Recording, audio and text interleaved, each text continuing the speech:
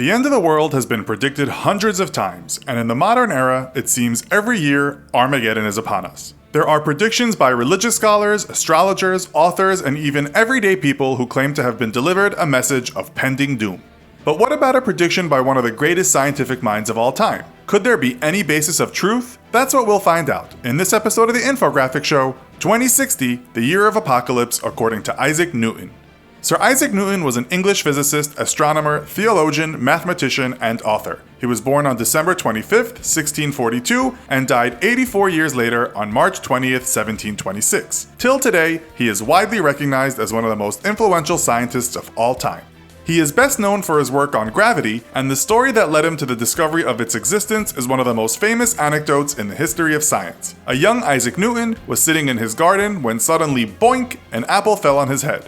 In a stroke of brilliant insight, he came up with a new theory, gravity. He realized that the force that brought the apple crashing toward the ground, hitting him on the head, also keeps the moon falling toward the earth and the earth falling toward the sun. The story is more than likely embellished by Newton and the generations of storytellers who came after him, but a cool story all the same, and it has remained the story that Newton is known for. As well as his work on gravity, Newton developed the three laws of motion, which form the basic principles of modern physics, and he was the first scientist to be knighted, which is a great honor in England and the reason he has Sir at the beginning of his name. So how did this popular 17th century scientist become known for predicting the end of the world? Well, in 2003, British newspaper The Daily Telegraph published a story announcing that Newton had predicted the end of the world would occur in 2060. The story was based on interviews with Stephen Snoblin, a professor of the history of science and technology at the University of King's College in Halifax, Nova Scotia, and Malcolm Noom, the producer of the British broadcasting TV documentary Newton, The Dark Heretic, which was first shown in March 2003.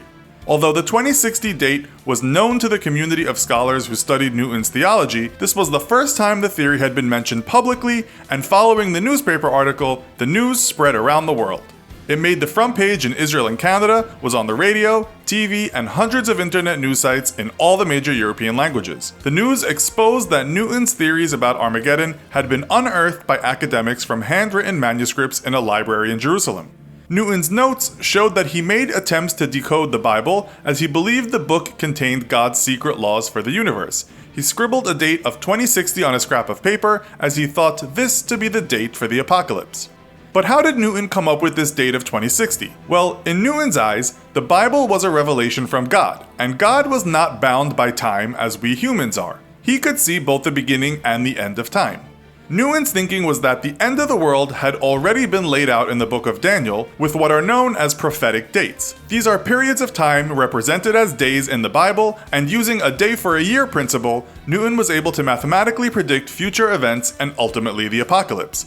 The dates in the book of Daniel that Newton felt were important were 2060, 1290, 1335, and 2300, and he used these to calculate doomsday. He got to the year 2060 as follows. The year 800 is a highly significant time in history, as it is the year Charlemagne was crowned Emperor of Rome by Pope Leo III at St. Peter's in Rome.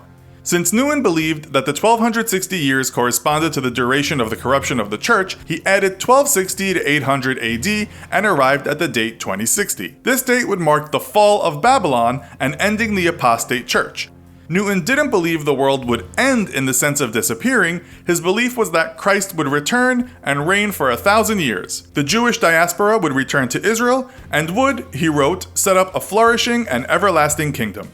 Newton was adamant that the interpretation of biblical prophecy was of the highest importance and a duty he should undertake. Luckily for all of us who'll be around in 2060, Newton based his prediction on religion only and not reasoning. And though Newton was regarded as a strict rationalist, the pages of apocalyptic notes that he left behind reveal there was a deeply spiritual side to him. He confidently stated in one letter that the Bible proved the world would end in 2060, adding, "It may end later, but I see no reason for its ending sooner." Could Newton be right? Is the world going to end? It seems unlikely, as every year there are doomsday prediction dates that come and go. But either way, we only have to wait 42 years to find out for sure. Do you have other examples of people predicting the end of the world? Maybe you have your own theory. Let us know in the comments. Also, be sure to check out our other video called This Is How It All Ends, the Vacuum Metastability event. Thanks for watching, and as always, don't forget to like, share, and subscribe. See you next time!